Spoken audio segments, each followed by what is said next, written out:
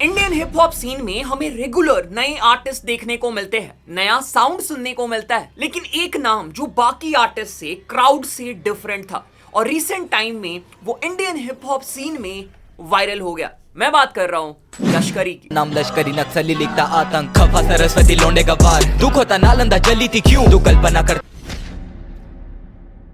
इंदौर का एक लड़का सिर्फ गाने से नहीं, अपनी पूरी एटीट्यूड, अपनी रियल लाइफ कहानी और स्ट्रगल से सबको फील करा रहा है। इंडियन हिप हॉप ऑडियंस के दिलों में एक अलग स्पेशल स्पेस क्रिएट कर रहा है। आज हम बात करेंगे लश्करी की कहानी की, एक रियलिटी शो विनर से पहले एक अंडरग्राउंड आर्टिस्ट की जर्नी। हम जानेंगे जब से लोगों ने लश्करी को सुना है, जब से लश्करी वायरल हुए हैं, क्यों ये बोला जाता है Lashcurry is the future of DHH। Rap reality show जीतने के बाद इवन हमें लश्करी का पहला गाना भी देखने को मिला है। हम उस गाने के बारे में भी डिस्कस करेंगे। इंटरेस्टिंग वीडियो होगा, मजा आएगा, बने रहो। पूरा शहर उड़ा छाती पीट पीट के, जाके देखो लश्करी की लाश है क्या, थोड़े से कामयाब। लश्करी, जिनका रियल नेम है विनायक, इंदौर की मिडिल क्लास फैमिली का एक लड़का जिसकी अपब्रिंगिंग म्यूजिक के आसपास ही हुई थी। तबला बजाने से लेकर क्लासिकल राइम्स तक म्यूजिक हमेशा इनकी लाइफ का पार्ट था। पर जब टाइम आया अपनी कहानी बताने का तो भाई ने रैप और हिप हॉप का मीडियम चूज किया। अगर तुमने रैप रियलिटी शो देखा है, वहां पे भी भाई ने बताया था कि भाई के जो इन्फ्लुएंस है वो है डेंजल करी, और उनसे ही भाई का नाम भी कहीं ना कहीं इंस्पायर्ड है। लश्करी ने जब हिप हॉप चुना तो उन्होंने डिसाइड किया कि वो अपनी जिंदगी की सच्चाई, अपने स्ट्रगल और अपने सपनों को रैप के जरिए दुनिया तक पहुंचाएंगे। बट लश्करी इंदौर से आते हैं। इंदौर या फिर MP का हिप हॉप सीन मुंबई या फिर दिल्ली के हिप हॉप सीन जितना पॉपुलर नहीं है। बट हम ये बोल सकते हैं कि अगर आर्टिस्ट में टैलेंट है, अगर रैपर टैलेंटेड है, अगर वो हार्ड वर्किंग है, तो फर्क नहीं पड़ता कि तुम कौन से सीन से बिलोंग करते हो, मुंबई या फिर दिल्ली या फिर MP। अगर तुम्हारी म्यूजिक रिलेटेबल है, अगर तुम्हारी आर्ट में दम है, तो लोग तुम्हें सुनेंगे। और एग्जैक्टली लश्करी के साथ भी यही हुआ। जिन लोगों ने लश्करी को रैप रियलिटी शो में देखा था और वहां से फॉलो करना स्टार्ट किया है, उन लोगों को लगता है कि लश्करी वहीं से पॉपुलर हुए हैं। बट लश्करी की जर्नी कोई ओवरनाइट सक्सेस नहीं है। लश्करी काफी टाइम पहले से म्यूजिक बना रहे हैं। उनके पास लिमिटेड रिसोर्सेज थे, बट अनलिमिटेड पैशन के साथ उन्होंने रैप करना शुरू किया। लश्करी के अर्ली ट्रैक जैसे कि आजादी, गंदी यात्रा, विनाश, गली के गायक, पहेली, 32 बार्स फ्री स्टाइल, काफी टाइम से ये चलते आ रहे तक, शीला बंदे करे स्निच, कभी दिया मैंने फक नहीं था, बोली करे बोली मेरी बोलो मुझे बैठ का दिलाना, मेरी कलाकारी भरे पेट, मेरी कली करे किल पर बनूंगा सदी का नायक, तू कितना भी सगा बने मेरे काम से तेरी भी जली ना शायद।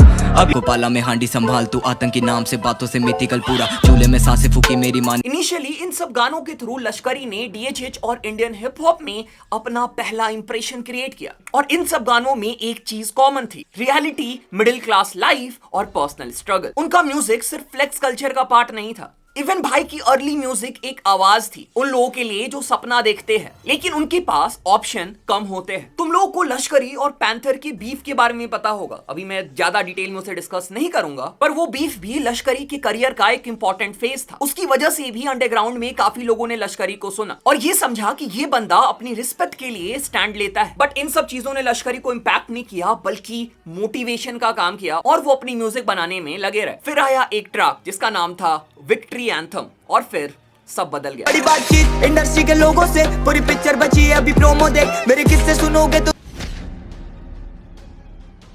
बहुत सारे लोगों को ऐसा लगता है कि victory anthem rap reality show में लश्करी ने परफॉर्म किया था, बट ऐसा नहीं है। हाँ, हम ये जरूर बोल सकते हैं कि उस गाने को अच्छी खासी पुश मिली थी रैप रियलिटी शो की वजह से। ये ट्रैक लश्करी का खुशी और ऑडियो क्रैकर के साथ कोलैबोरेशन था और गाना देखते देखते इंडिया में मोटिवेशनल एंथम बन गया, इंस्टाग्राम रील्स पे वायरल हो गया, स्पॉटिफाई, यूट्यूब पे मिलियन व्यूज, और हर जगह एक ही चीज सुनाई दे रही थी, बड़ी बातचीत इंडस्ट्री के लोगों से। इस गाने ने DHH को, अंडरग्राउंड हिप हॉप सीन को ये बताया कि एक अंडररेटेड अंडरग्राउंड आर्टिस्ट जिसके पास कोई बैकिंग नहीं है, कोई सपोर्ट नहीं है, वो भी एक वायरल हिप हॉप ट्रैक दे सकता है।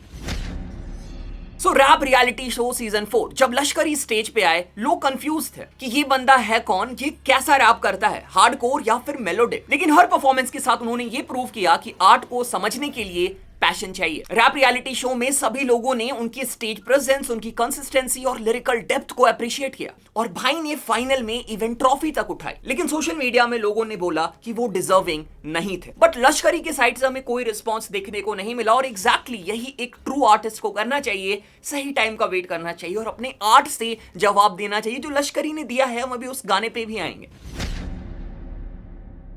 तो क्वेश्चन ये उठता है कि लश्करी स्पेशल क्यों है? सिंपल, आज के डीएचएच में या तो मेलोडी है या तो फ्लेक्स रैप, लेकिन लश्करी दोनों करते हैं। मेलोडी भी, लिरिकल रैप भी और हार्डकोर डिलीवरी भी। इनके अंदर वर्सेटैलिटी है, कभी जैजी वाइब, कभी हार्डकोर डिलीवरी, कभी deep emotional songs. Middle class का स्ट्रगल उनके लिरिक्स में असली दिखता है, वो फेक नहीं लगता। बहुत सारे रैपर्स के जैसे भाई जो है वो फेक फ्लेक्स नहीं करते हैं। भाई के इन्फ्लुएंसेस भले ही ग्लोबल आर्टिस्ट हो, बट इनकी म्यूजिक में इंडियन रूट या फिर देसी रूट तुम्हें देखने को मिल जाएगा। इसके साथ साथ लश्करी जब रैप रियलिटी शो में आए थे तो उनकी जो एग्रेशन थी, उनका जो स्टेज प्रेजेंस था, उसे देख के ऐसा लग रहा था कि ये बंदा एक विनर मटेरियल है। वो चीजें स्टार्टिंग से रिफ्लेक्ट हो रही थी।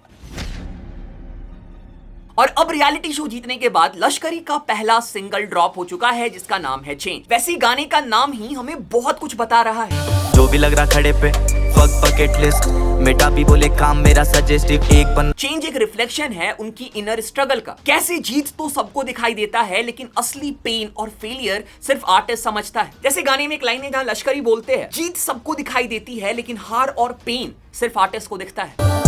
तूने मेरी जीत देखी है पर मैंने मेरी हार देखी है। ओवरऑल गाने का प्रोडक्शन काफी अच्छा है, कंपोजिशन सिंपल है, ग्राउंडेड है और ओवरऑल ट्रैक काफी इमोशनल है। थोड़े से कामयाब थोड़े से बर्बाद है क्या, मेरे जैसा एक तेरे जैसे तो 50 है क्या, कितनों की गान गली। ये ट्रैक क्लियर करता है कि लश्करी हाइप में नहीं बल्कि रियलिटी में जीते हैं और उनका नेक्स्ट फेज शायद अब और भी बड़ा होने वाला है। तो ये एक स्टीरियोटाइप बनी हुई है कि रैप रियलिटी शो जीतने के बाद रैपर्स की ग्रोथ नहीं हो पाती है, वो अच्छा परफॉर्म नहीं कर पाते हैं। बहुत कम रैपर्स है जिन्होंने बहुत क्रेजी ग्रोथ दिखाया है रैप रियलिटी शो के बाद। बट मुझे ऐसा लगता है कि लश्करी इज दैट आर्टिस्ट जिसके साइड से हमें अच्छा खासा ग्रोथ देखने को मिल सकता है। इस आर्टिस्ट के पास सब कुछ है जो एक सक्सेसफुल आर्टिस्ट बनने के लिए चाहिए और इसलिए मैं बोल रहा हूं he is the future of DHH.